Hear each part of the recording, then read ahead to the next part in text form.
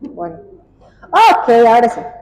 Estamos viendo la clase pasada todas las células del sistema nervioso, las dos principales. ¿Recuerdan cuáles son las dos principales células del sistema nervioso? Grandes, así tipo neuronas, células gliales, ¿sí? Entre las neuronas, ¿sí? La fundamental, las células fundamentales del sistema nervioso son las neuronas. Las células gliales son simplemente de sostén. Obviamente que ayudan a las neuronas a cumplir su función, pero la principal función es la de sostén, nutrición y protección, ¿sí? ¿Recuerdan cuáles son las células gliales? Que ahí lo volvemos a dividir, ¿ok? Tipo sistema nervioso central, sistema nervioso periférico. ¿Cuáles son las células gliales del sistema nervioso central? Oligodendrocitos, astrocitos, microglía y células ependimarias. Muy bien, ese sistema nervioso central. ¿Y sistema nervioso periférico? Células satélites y células de Schwann. Muy bien, qué equipazos son. Muy bien. Dentro de las neuronas nosotros estamos viendo sus partes, ¿sí? Las dendritas, que son las ramificaciones por las cuales se recibe la información aferente, se procesa ahí a nivel del cuerpo o del soma, ¿sí? Luego la respuesta eferente se da a través del axón y el axón, ¿sí? Tiene pequeñas ramificaciones y dilataciones al final, donde conocemos como botón terminal. Si este axón es mielínico, si tiene vaina de mielina a su alrededor, la información va a ser mucho más rápida. En cambio, si no tiene vaina de mielina, va a ser mucho más lenta. Ninguno de los axones está completamente sin protección. Si bien los mielinizados es la célula de Schwann o los oligodendrocitos los que provocan la vaina de mielina. Ahora, aquellos que no tienen mielina, son amielínicos, entonces dentro de estas fibras amielínicas, dentro de una célula de Schwann se esconden varios axones, ¿sí? Dentro de una célula de Schwann se esconden varios axones. En cambio, en las fibras mielínicas, un axón está recubierto por vaina de mielina formada por célula de Schwann o el oligodendrocito. ¿Sí? ¿Entienden esa diferencia? Ok. Entonces, estábamos aquí en el botón terminal. Una neurona que recibió la información por las dendritas, procesó la información en su cuerpo neuronal y envía la respuesta eferente sobre el axón, va a ir hasta el botón terminal. ¿Para qué? Para que esta neurona pueda hacer sinapsis, que es la unión, el traspaso de la información desde la neurona hacia otra membrana postsináptica. Y esa otra membrana puede ser otra neurona, o puede ser otra célula como muscular, glandular, ¿sí?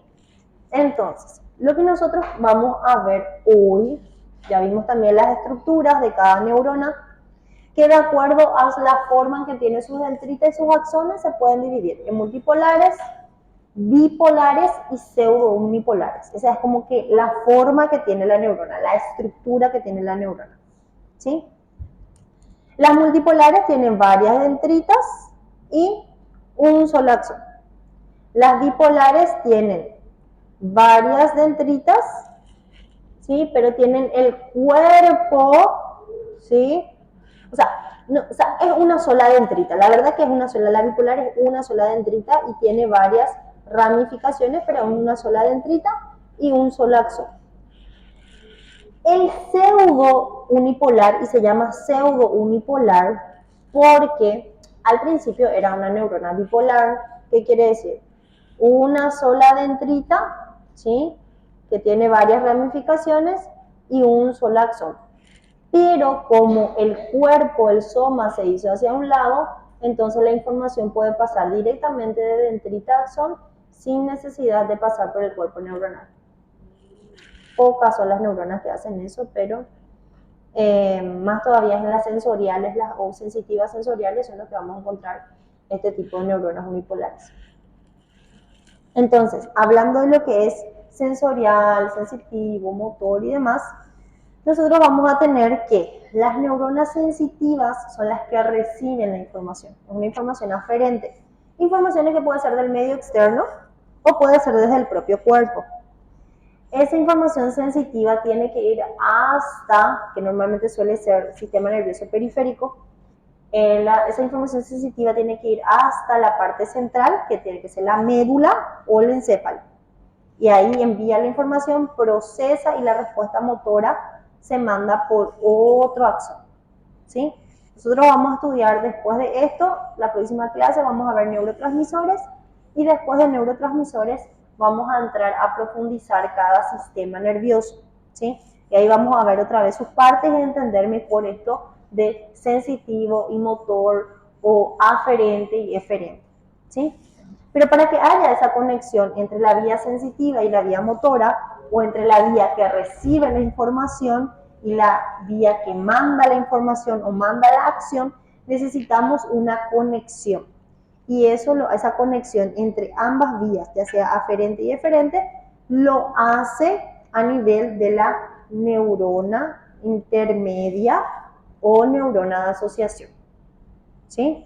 Entonces, estas neuronas intermedias o interneuronas o neuronas de asociación tienen la función de conectar el mensaje que viene desde la vía sensitiva, desde la vía aferente, conecta la información y manda luego una respuesta por la vía eferente o motora.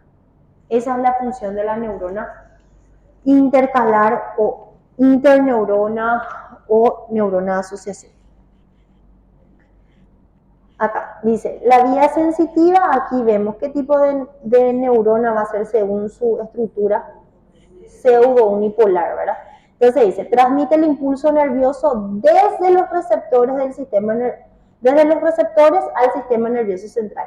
Por ejemplo, esto parece ser glándula o piel. ¿Sí? Bueno, entonces, ¿qué va a hacer? Recibe la información gracias a sus receptores y esa información aferente sube hacia el sistema nervioso central. Aquí, la interneurona dice, conecta la neurona sensitiva con la motora y así permite que haya una respuesta por parte de ¿qué? Una respuesta por parte de la neurona motora.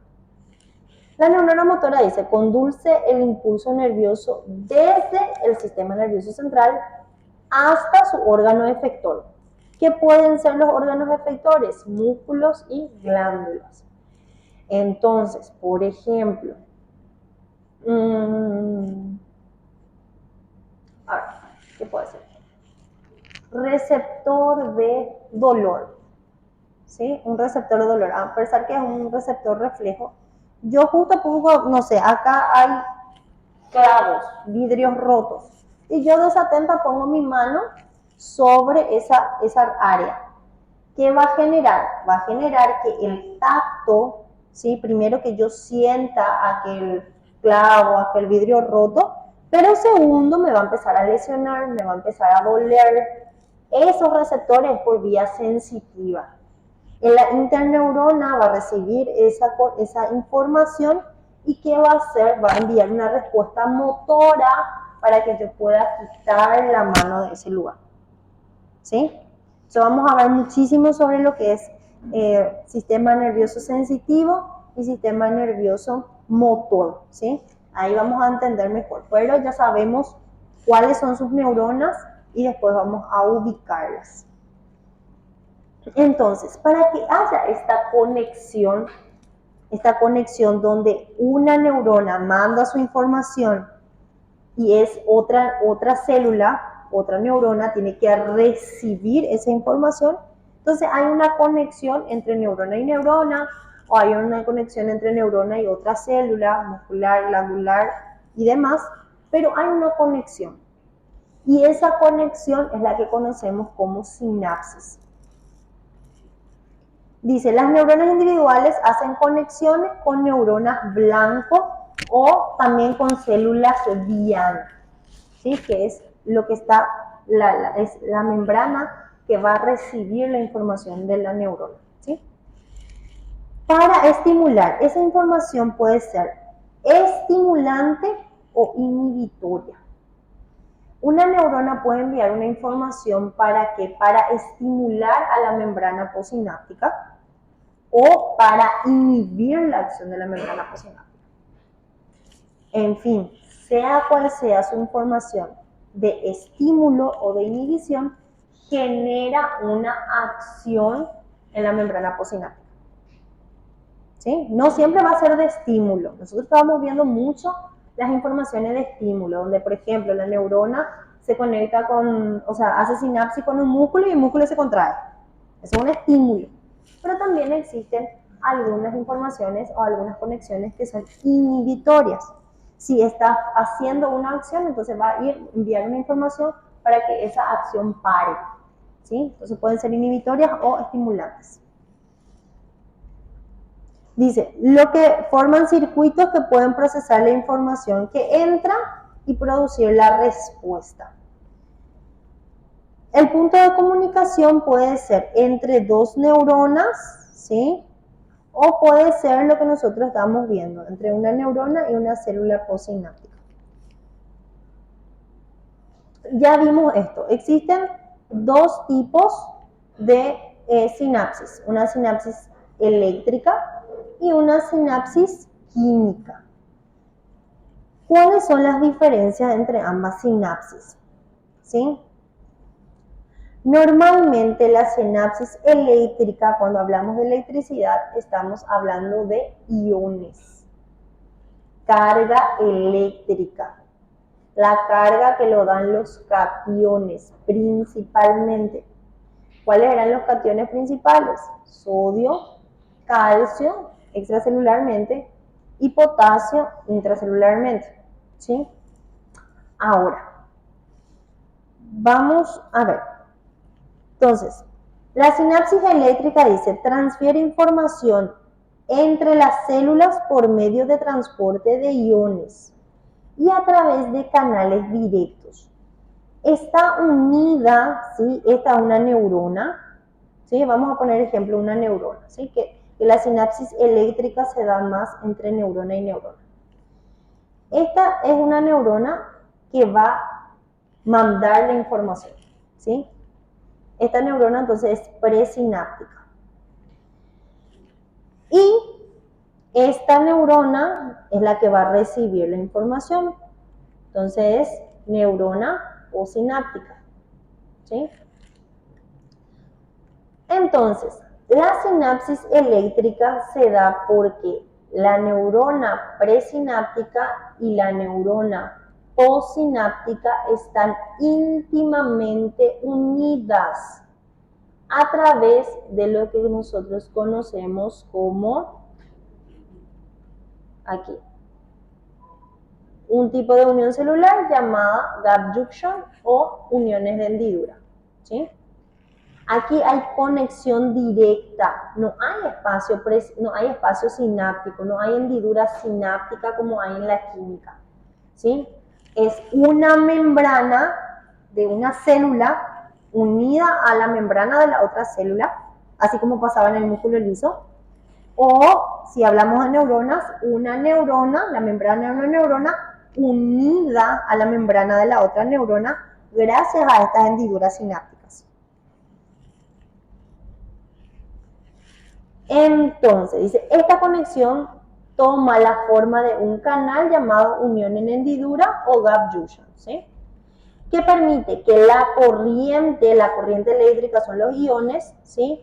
Fluyan desde la célula presináptica hacia la célula postsináptica. Dice, esto involucra la transmisión de una neurona a otra ¿de qué? De iones. Los iones eran moléculas cargadas con carga eléctrica, especialmente los cationes, ¿sí? Bueno, ¿Cuál es la característica de esto? Que esto es bidireccional, o sea, hay momentos que esta célula va a enviar sus iones desde la presináptica hacia la postsináptica, pero cuando acá está siendo estimulada, cuando es esta la neurona estimulada, también puede enviar la información de aquí para acá.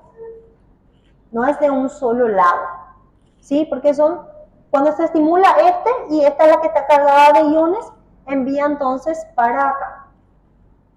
En cambio, cuando esta se estimula y está cargada de iones, también puede enviar por este mismo canal, puede enviar para la neurona del otro lado. Porque están íntimamente unidas y sus gap junction o sus uniones en hendidura sirven como canal iónico. ¿Se entiende? ¿Cuál es el principal ion cuando hablamos de neuronas? El calcio. ¿Sí? Entonces, si yo tengo calcio liberado aquí, ¿sí? Lo que va a pasar es que va a pasar canal iónico de calcio, va a ir a despolarizar esta membrana de la otra neurona. Y viceversa, porque son bidireccionales. Entonces, aquí nosotros tenemos que aquí empezó la información, ¿sí? Empezó aquí en el cuerpo neuronal y fue el potencial de acción, o ese potencial de acción es el cambio de voltaje que va pasando por todo el axón, va hasta aquí, las terminales sinápticas o los botones terminales, ¿sí?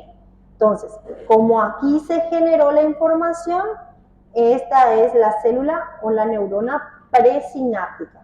Es la que está emitiendo, está formando este potencial de acción, está formando esa información. ¿Sí? Ahora, la que recibe la información, ¿sí? Acá vemos como hay una unión entre el botón terminal y la dendrita, porque recuerden que una neurona recibe su información a través de la dendrita y la respuesta la manda a través del axón. Entonces, acá hay una unión de este axón, de este botón terminal, con esta dendrita. Entonces, como esta es la que recibe, esta es la neurona postsináptica o neurona receptora. ¿Sí?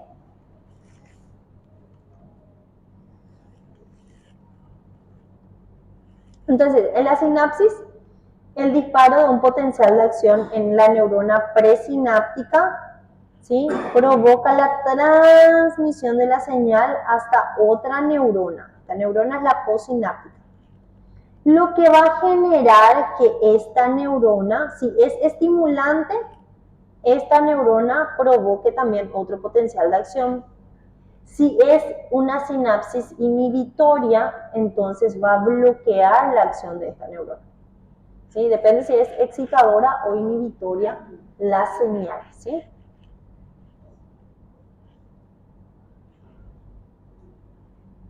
Y nada, la unión del axón con la dendrita, entonces se llama sinapsis. Ese es un tipo. ¿Sí?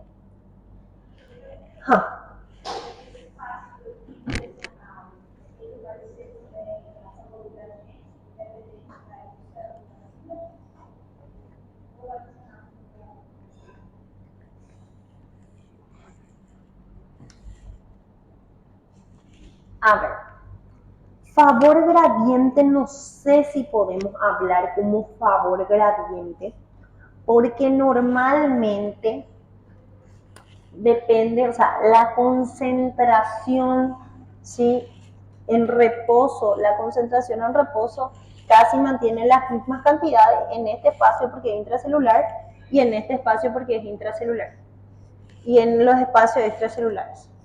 Más bien dependería desde dónde viene la información, o sea, desde dónde viene el estímulo o la inhibición. ¿Sí?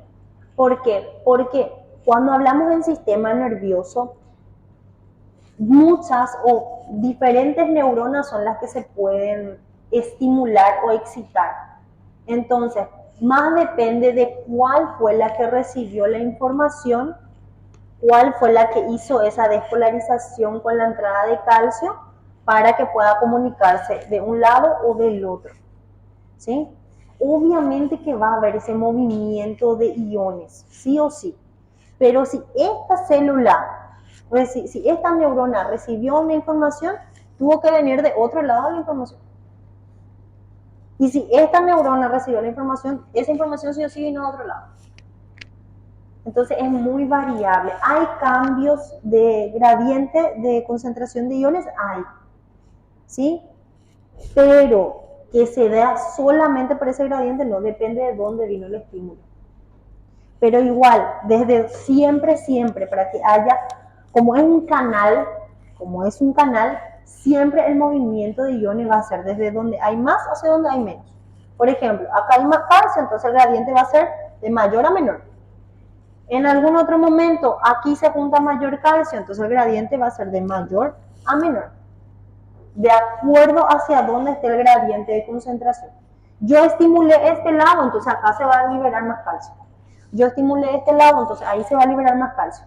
Y esto es canal iónico. Por más que sean uniones de las hendiduras, porque al final se llama hendidura esto. Al final el espacio que hay entre la membrana postsináptica y la presináptica, la pos y la pre, igual sigue siendo hendidura sináptica. ¿Cuál es la diferencia? Que justamente en esta hendidura hay una proteína que los une. Entonces ya no se libera por vesícula a la hendidura sináptica. Ya no se libera por vesícula. Se libera directamente a través de sus uniones, de sus canales. Sí, no sé si se me entiende. ¿Sí? Ok. Muy bien, eso es eléctrico. Eléctrico, una membrana se une con otra y los canales se comunican los iones de un lado para el otro. Sí.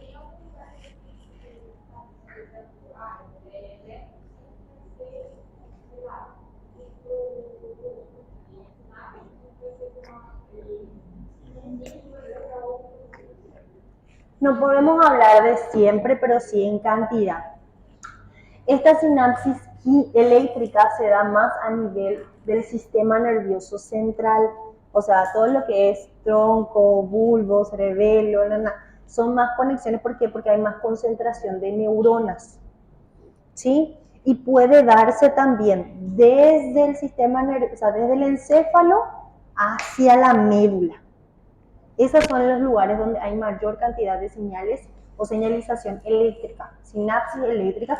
¿Por qué? Porque están compuestas puramente de neuronas. La mayor celularidad del sistema nervioso central son neuronas. Entonces ahí ocurre más. Pero a partir del sistema nervioso central, tiene que correr los nervios hacia músculos, órganos, glándulas, y entonces ahí tenemos más señalización química. Pero eso no quiere decir que en los músculos nunca jamás va a haber una señalización eléctrica. Hablamos de mayor cantidad. En todo el cuerpo se distribuyen, pero hay lugares donde hay mayor tipo de sinapsis. Química más en el sistema nervioso y eléctrica más en el sistema nervioso y química más del sistema nervioso a otros órganos.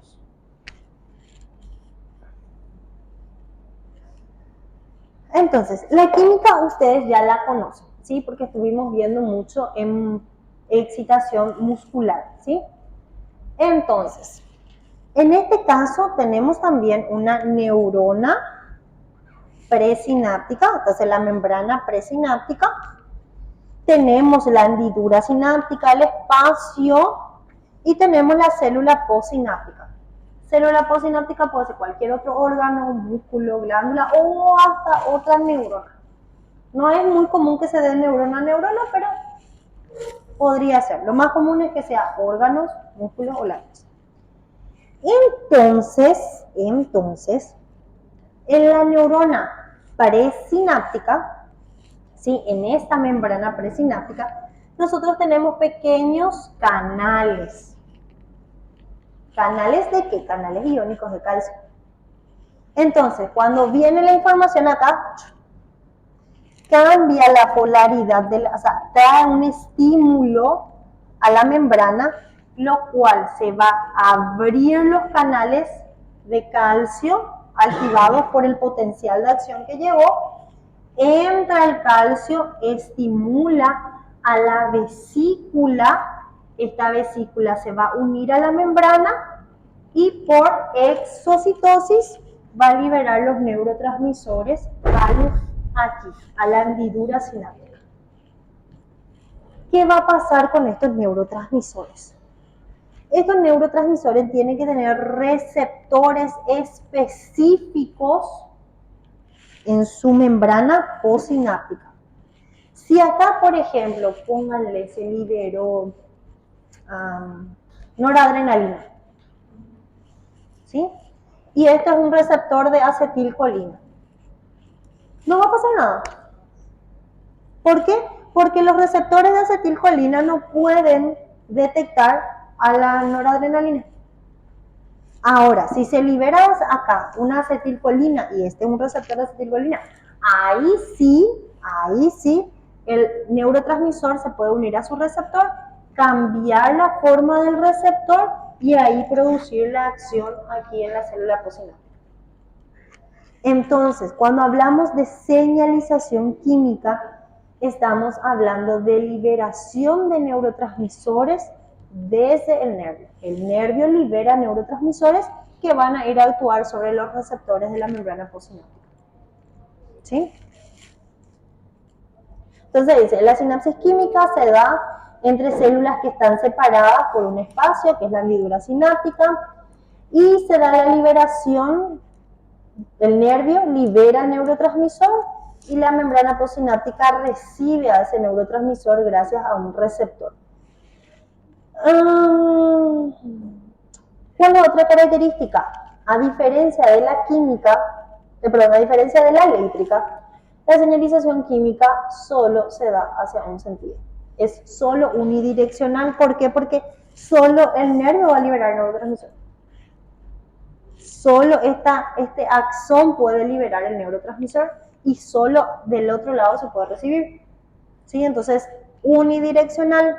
Y como tiene que depender de que primero entre el calcio, se libere el neurotransmisor le reciba, es un poco más lenta. La sinapsis química es un poco más lenta que la sinapsis eléctrica. La sinapsis eléctrica, pues por un canal directamente pasan los iones.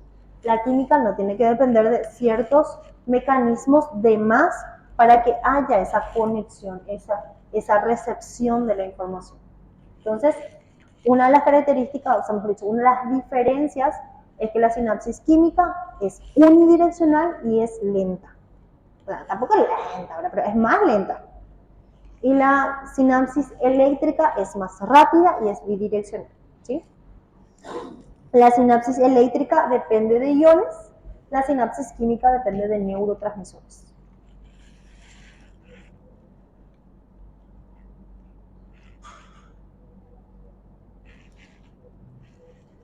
Sí. La verdad que existen dos tipos de receptores de la acetilcolina. Voy a ver dónde puedo encajar este tema adrenérgico y colinérgico. Porque puede que demos el sistema nervioso simpático y parasimpático, voy a tratar de encajar esa información. En el sistema nervioso simpático y parasimpático, que es parte del sistema autónomo, existen vías que son colinérgicas, que dependen de la acetilcolina, y existen vías que son adrenérgicas, que dependen de la noradrenalina. ¿Qué pasa con las vías colinérgicas? Las vías colinérgicas, que dependen de acetilcolina, pueden tener receptores nicotínicos o receptores muscarínicos. ¿Alguien escuchó alguna vez de eso en biología? Receptores nicotínicos y receptores muscarínicos. Sí, la estructura química de la nicotina es muy parecida, es muy parecida a la acetilcolina. Entonces muchas veces la nicotina puede actuar como, ¿cómo se dice cuando es sintético? no me acuerdo la palabra, pero bueno, por eso, de ahí viene la historia de que es receptor nicotínico. Ok, ese ya sabemos, el receptor nicotínico ustedes ya lo conocen. Acá, el receptor nicotínico. ¿Qué hacía el receptor nicotínico? Recibía la acetilcolina, se abría como canal de sodio y entraba sodio. O sea, el nicotínico actúa como canal. Ahora existe otro receptor muscarínico de acetilcolina. Y el receptor, pórtense bien, el receptor muscarínico no funciona como canal. También recibe el neurotransmisor. El muscarínico también recibe el neurotransmisor. Pero el muscarínico no se abre y entra sodio. El muscarínico lo que hace es liberar una proteína G o un diacilglicerol y funciona como segundo mensajero. Utiliza la vía de los segundos mensajeros que son la proteína G o el diacilglicerol. Y ese segundo mensajero es el que viaja en el interior de esta célula para producir los cambios. No es por voltaje, no es por la entrada de sodio, eso hace el nicotínico. El muscarínico utiliza algo que se llama segundo mensajero. Nicotina. Bueno, entonces, nosotros estamos hablando que la sinapsis química depende de neurotransmisores. Los neurotransmisores pueden ser excitadores o inhibidores, ¿sí? Dice, los excitadores actúan sobre la segunda neurona, que es esta, la neurona posináptica, o la célula posináptica, ¿sí? Actúan haciendo que esta célula se excite, de manera a que esta célula va a causar otra acción, ¿sí? Si fuese una neurona, ¿sí? Por ejemplo, esta es una de las pocas veces, pero que la neurona utiliza la sinapsis química para excitar a otra neurona. Entonces, esta no va a cambiar, esta es neurona, presináptica siempre es neurona. ¿Qué es lo que puede cambiar? Es la posináptica. Puede ser neurona, puede ser cualquier otra célula. Entonces, si este es un neurotransmisor excitatorio, va a generar cambios en esta otra membrana postsináptica y esta membrana postsináptica va a ejercer una acción. Va a generar otra acción, va a generar otro impulso nervioso, va a generar la liberación de su secreción, va a generar la contracción, va a generar una acción. En cambio, si este neurotransmisor liberado es inhibitorio, cuando le recibe los receptores postsinápticos, bloquea el impulso. Vamos a ver después los neurotransmisores. En la siguiente clase de ver todos los neurotransmisores. Entonces ahí vamos a poder dividir cuáles son los neurotransmisores excitatorios y cuáles son los neurotransmisores inhibitorios, de acuerdo a cada sistema, ¿sí? Entonces, si es inhibitorio, bloquea la acción de la membrana postsináptica, ¿sí? Si esta era otra neurona que estaba ejerciendo una acción, la va a parar. Le va a enviar una señal para que pare de producir impulsos, ¿sí? Hasta ahí me siguen. Bueno, ok. Esta clase necesitaba introducirla ahí para que después neurotransmisores tengan sentido. Esto ya la vimos, la mielinización. Esta es la terminación, porque, como les dije, nosotros no tenemos un libro base, si bien una de las compañeras me pudo facilitar uno de los libros, pero hasta donde estoy viendo todos los libros no tienen para mi gusto, no tiene una información completa para que haga el sentido, el rompecabezas para ustedes. Entonces yo voy quitando información de varios lados y me pareció interesante que como dimos dentro de neuronas, dimos la sinapsis, ¿sí? Dentro de neuronas aquí dimos sinapsis, entonces, ¿dónde están mis neuronas? A ver. Entonces poder profundizar un poco esta sinapsis, tanto la eléctrica como la química. La eléctrica yo creo que ustedes ya la manejan bastante porque es el cambio iónico, los cambios de voltaje. Ahora la eléctrica es la que vamos a profundizar después. Perdón, al revés. La eléctrica es lo que ella maneja, la química la que vamos a profundizar.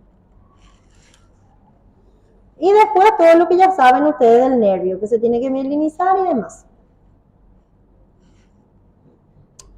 Los agrupamientos nerviosos, los ganglios y los núcleos. Ganglios hablamos cuando estamos en sistema nervioso periférico y núcleo cuando estamos hablando en sistema nervioso central.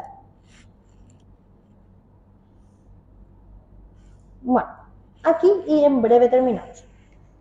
Bueno, la división del sistema nervioso.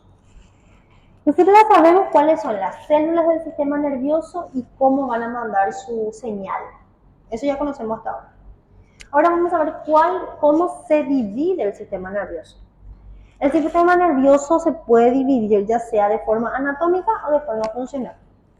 Cuando hablamos de forma anatómica, la división anatómica lo tenemos en sistema nervioso central y sistema nervioso periférico. ¿Por qué se llama sistema nervioso central? Porque se encuentra en el centro del cuerpo. Entonces, el sistema nervioso central está compuesto por todo el encéfalo y la médula espinal. Después tenemos el sistema nervioso periférico, que quiere decir para afuera, alrededor. Entonces, el sistema nervioso periférico nace del sistema nervioso central para afuera. Y ahí es donde tenemos los diferentes nervios. Nervios que nacen del sistema nervioso central. Entonces, ¿qué tenemos dentro del sistema nervioso central? Primeramente dijimos, arriba encéfalo. A partir de que pasa ahí el foramen magno, ¿sí? Médula. Entonces, todo esto es encéfalo y después médula. Eso es sistema nervioso central. Este sistema nervioso central podemos dividirlo, ¿sí? En encéfalo, que ahí vamos a tener todas las partes del cerebro, todas las partes del cerebelo y del tronco encefálico. ¿Cómo otra vez tenemos dividido el tronco encefálico?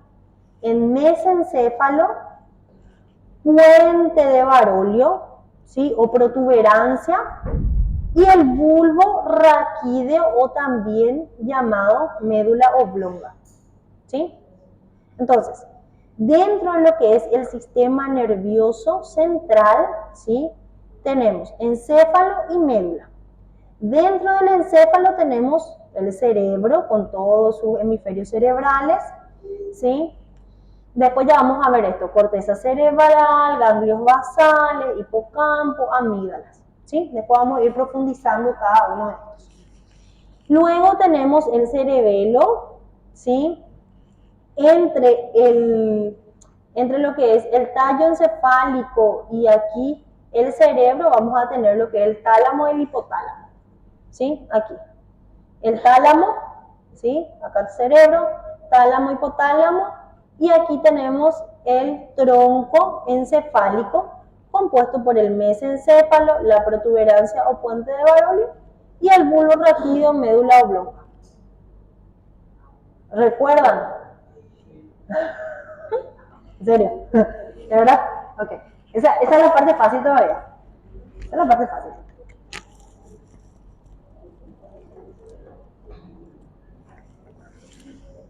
Entonces, ahí está más o menos explicado a grandes rasgos el encéfalo. La médula espinal es solo una médula, pero se divide en porciones. Cervical, torácica, lumbar y sacra. ¿Sí? Entonces ahí tenemos todo el sistema nervioso central. ¿Sí? Bueno.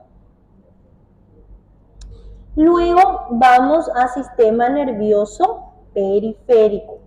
El sistema nervioso periférico nace del sistema nervioso central, pero de acuerdo a su acción lo vamos a poder dividir en somático y autónomo, ¿sí? El sistema nervioso somático es más voluntario, el sistema nervioso autónomo es más involuntario. Entonces, dentro del sistema somático nosotros vamos a tener los nervios.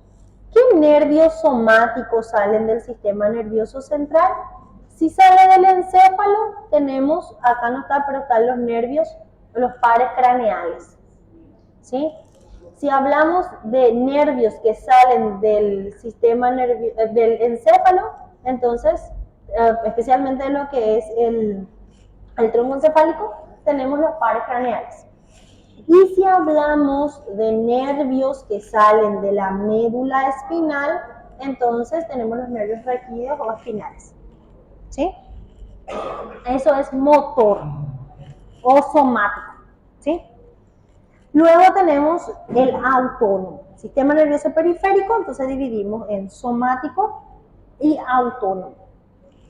Dentro del sistema nervioso autónomo podemos dividirlo otra vez en simpático, parasimpático y algunas bibliografías hablan de una división entérica.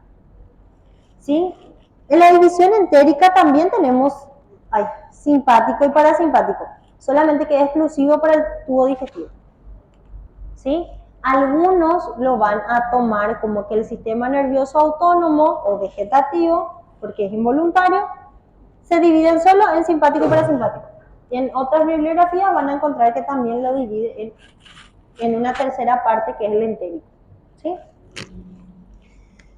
Entonces, dice, el sistema nervioso periférico se llama periférico porque conecta el sistema nervioso central con el resto del cuerpo. A partir del sistema nervioso central, entonces sale el sistema nervioso periférico. Lo que es voluntario, ¿sí? Es el somático. Entonces, acá dice, el sistema nervioso somático controla funciones que están bajo el control voluntario consciente, con excepción de los arcos reflejos. Arcos reflejos nosotros vamos a estudiar que si bien el arco reflejo es un estímulo involuntario, ¿sí?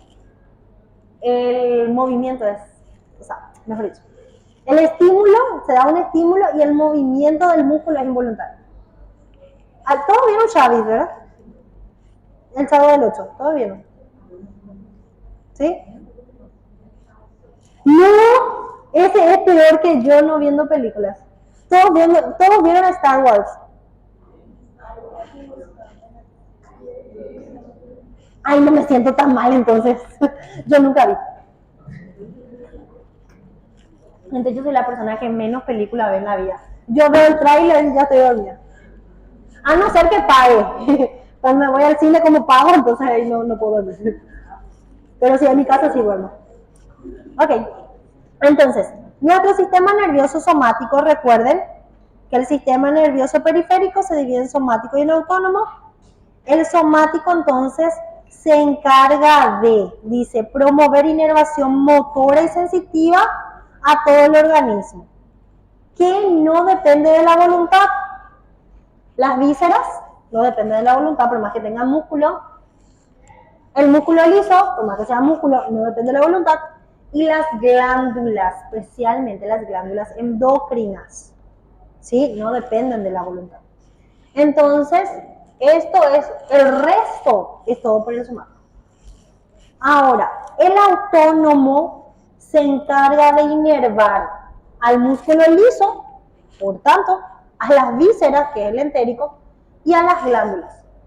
¿Qué más va a inervar el autónomo? El corazón, ¿sí? Y dice, proporciona inervación sensitiva aferente que hace que con el autónomo nosotros podamos percibir, por ejemplo, cuando te duele el estómago, ¿sí? Cuando estás lleno de gases y tenés flatulencia y tenés una distensión, o durante el periodo menstrual que hay una distensión del útero y esa víscera lleva una información autónoma al sistema nervioso central para que percibamos el dolor, ¿sí? Entonces, dentro del autónomo vamos a ver el simpático, el parasimpático y el entérico. Entonces dice, el sistema nervioso periférico está formado por nervios que entran o salen del sistema nervioso central y ganglios. Los ganglios principalmente, que son el cúmulo de neuronas, ¿sí? Del cuerpo neuronal. Los nervios son la unión de los axones y los ganglios en el sistema nervioso periférico, recuerden que son ganglios, son la unión de los cuerpos neuronales, ¿sí?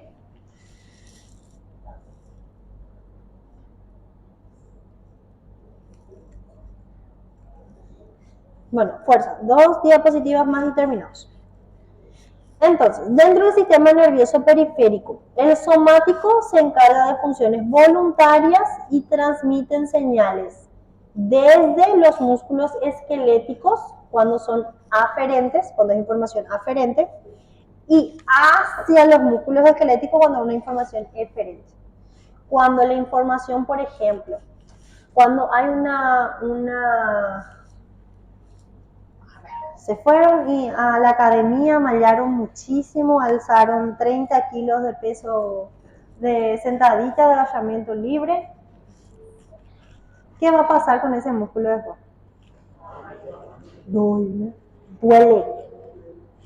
Duele. Y esa información es una información aferente.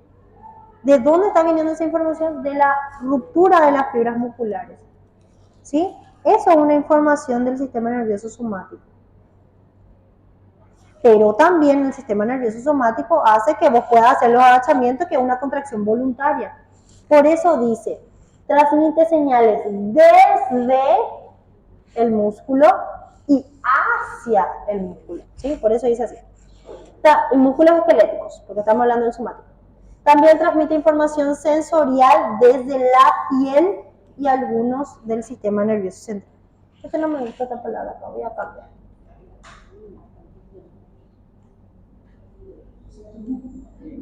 No, está bien escrito. Porque dice información sensorial desde la piel y los músculos al sistema nervioso central. Ahí está escrito bien. Porque yo había leído músculos del sistema nervioso central y el sistema nervioso central no tiene músculos. Una palabra hace la diferencia.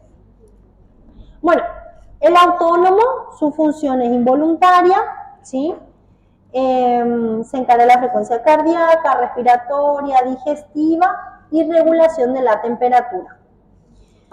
Cuando hablamos de sistema nervioso autónomo, ¿sí? Recuerden que se puede dividir en simpático, parasimpático y entérico. El simpático dice, prepara el cuerpo para la lucha o la huida. El sistema nervioso simpático es lo que nos ayuda a la sobrevivencia, ¿sí? Y el sistema nervioso parasimpático dice, promueve la restauración y la relajación. Ese es para la vida cotidiana. O sea, el sistema nervioso simpático es lucha o huida. El sistema nervioso parasimpático es me relajo, duermo y como. ¿Sí? Después van a entender por qué me relajo, duermo y como. ¿Sí? ¿Por qué? Porque el parasimpático es el que va a estimular a nivel intestinal, por ejemplo.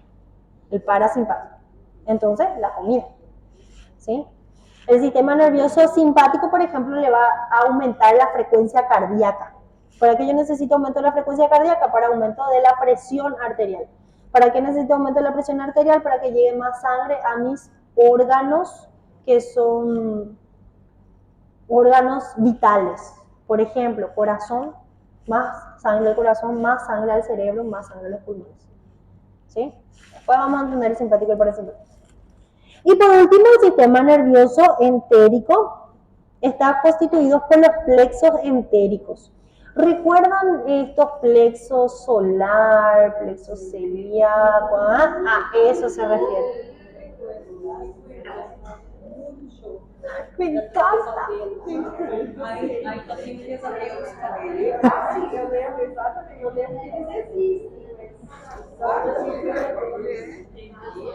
Pero por lo menos sabes que está viendo el abdomen. El plexo hipogástrico. Bueno, a ese se refiere, ¿sí? Entonces dice, está distribuido a lo largo, este plexo nervioso entérico está distribuido a lo largo del sistema digestivo o del tracto digestivo, ¿sí?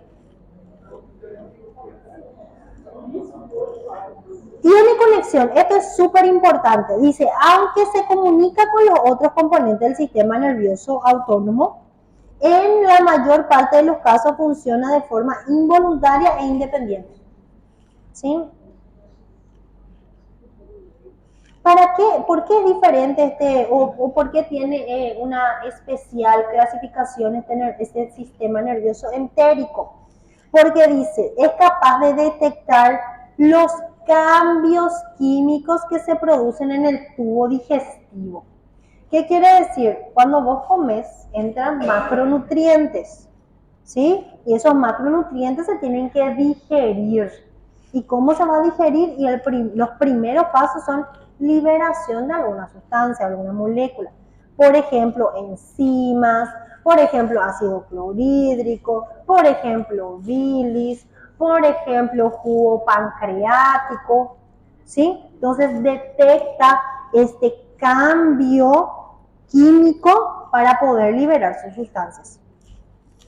Otra cosa que hace el sistema nervioso entérico, detecta el cambio de la fuerza dentro de las paredes del músculo liso.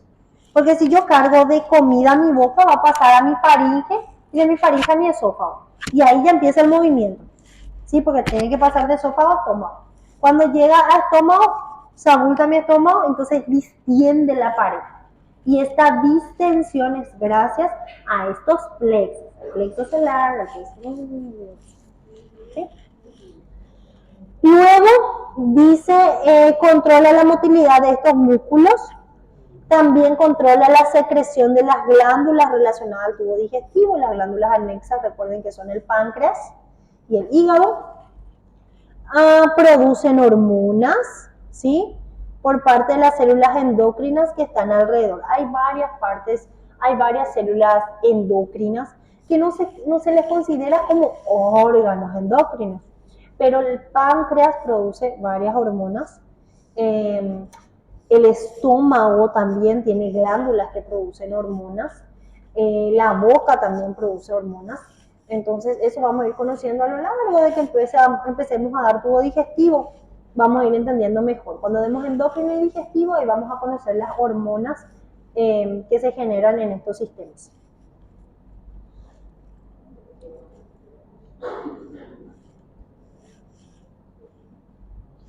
Bueno, estas dos diapositivas es como un resumen, tanto función sensitiva, función integradora y función motora, es un resumen, ¿sí?, de cómo se conecta el sistema nervioso central y periférico en base a esto. Bien. Esto. ¿Sí?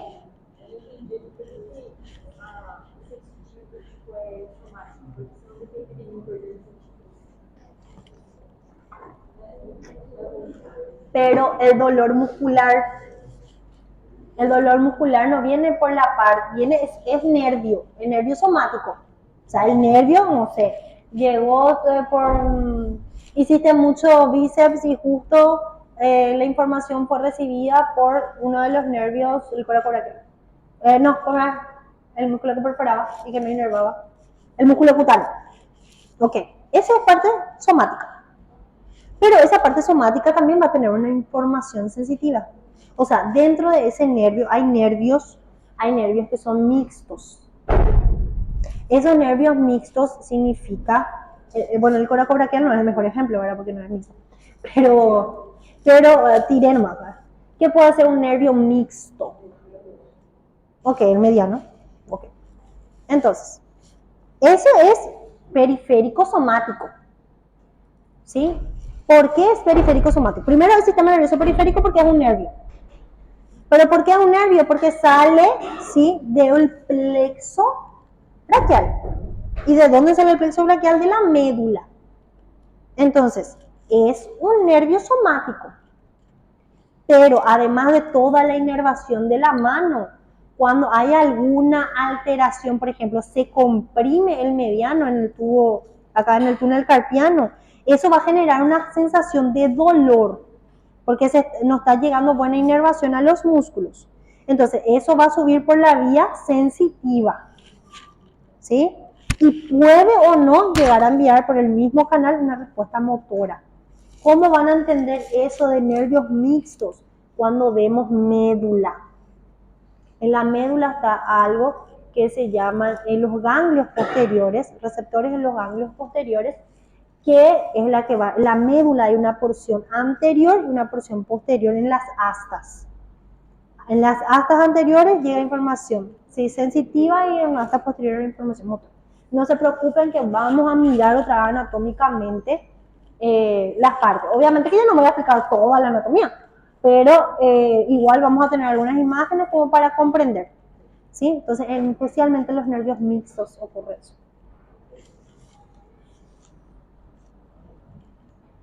Bueno, lo que estaba diciendo.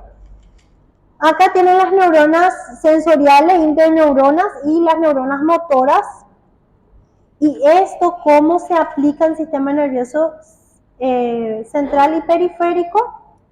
Este es un resumen, ¿sí? Y aquí algunas curiosidades sobre el sistema nervioso central. O sea, el sistema nervioso en general, no solo el central. El sistema nervioso que era que les quería llamar la atención. Acá. Hay muchas cosas que son importantes, pero me pareció lo más importante esto. Dice la neuroplasticidad. A diferencia de lo que se pensaba antes, el cerebro es bastante plástico, pero no quiere decir que es plástico del plástico. Que es flexible a eso. Lo que significa que puede cambiar y adaptarse con el tiempo, ¿sí? Las neuronas pueden formar nuevas conexiones y caminos a lo largo de la vida, esencialmente en respuesta a aprendizajes y experiencias.